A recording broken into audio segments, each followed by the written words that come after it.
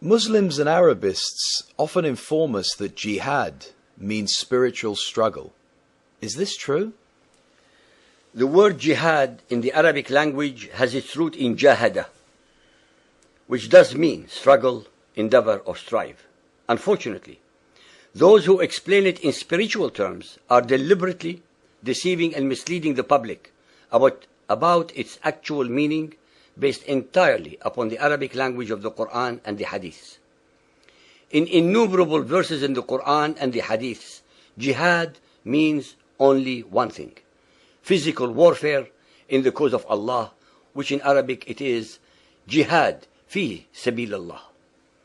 Most human beings, whether followers of Muhammad or not, do not know that Muhammad unilaterally declared total and eternal war 1400 years ago against all unsuspecting human beings who do not believe as he does.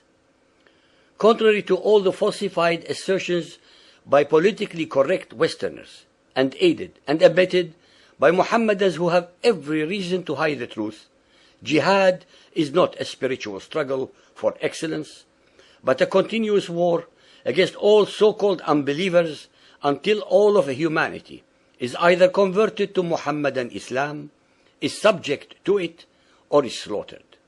In fact, among Muslim scholars, it constitutes the unwritten sixth pillar of Muhammadan Islam. The Quran and the Hadith are crystal clear in affirming this. The Quran and the Hadith contain hundreds of verses attesting to and asserting this dogma. Not once in the Quran can anyone find the word jihad mentioned by itself and meaning spiritual struggle. All the derivatives of the word jihad in the Quran and Hadith represent acts of war and aggression to spread the belief in Allah and in Muhammad as the messenger of Allah. To be able to indoctrinate any human being, to be so prepared as to willingly die for a faith, thus becoming a martyr, shaheed, who would be rewarded with eternal sexual, sensual, and carnal pleasures in the afterlife than in life on earth, should be considered among the most diabolical weapons of war ever conceived. In such a war, very little mercy could be shown to the enemy until it is totally subdued, converted, or exterminated. This ideological weapon has been used throughout Islamic history, both against the infidels as well as against other unbelieving sects of Islam. In all of the Quranic verses, as well as in the Ahadith, jihad is invariably associated with the physical warfare and fighting, and not as a spiritual striving for a higher morality and or discovery of self. In the tradition of Muhammadan Islam, the world is divided into two major parts. Number one, Dar es-Salam, which is the territory of peace. They comprise territories completely under the control of Muhammadan Muslims, al-Mu'mineen, that is the believers, which is made up of two components. A, Dar al-Islam, which is territories with a majority of Muslim peoples.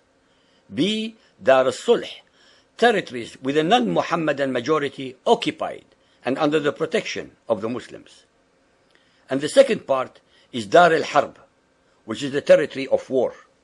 All territories in the world that are not under the control of Muhammadans are considered to be in the hands of the alleged kuffar, i.e. non-believers, and consequently are fair game for attack, despoliation, rape, and subjugation to Islam.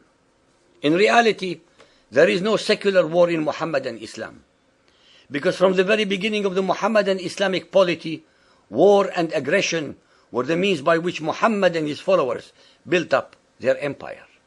Jihad became a perpetual holy duty of warring against all infidels.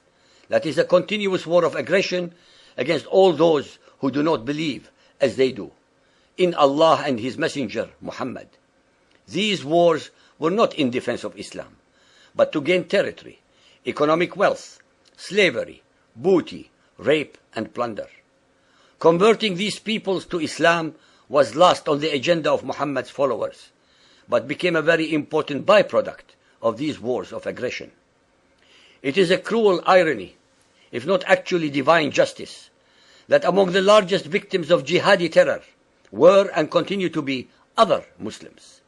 Each side of the conflict between two or more of the warring Muslim factions or sects accuse their opponents of kufr and or unbelief, turning them into enemies of Allah and hence subject to divinely sanctioned destruction.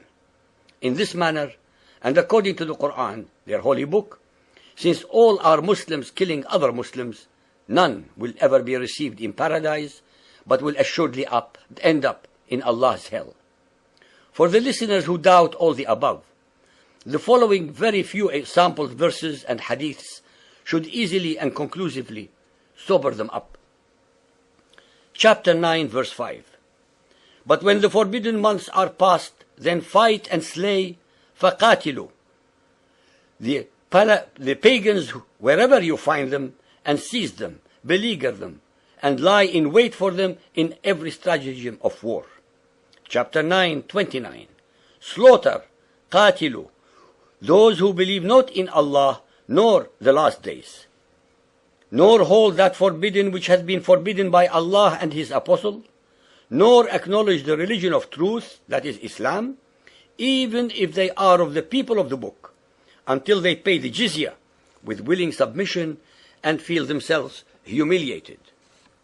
In Sahih al-Bukhari Hadith 4.50, narrated by Anas bin Malik, it says, the Prophet said, a single endeavor of fighting in Allah's cause is better than the world and whatever is in it. Sahih Muslim Hadith 4631 and 4626 by Abu Huraira. It says, I love that I should be killed in Allah's cause, jihad, then I should be brought back to life and be killed again. This was what Muhammad said. Sahih al-Bukhari Hadith 4.73, narrated by Abdullah bin Abi Awfa, says, Allah Apostle said, know that paradise is under the shades of swords.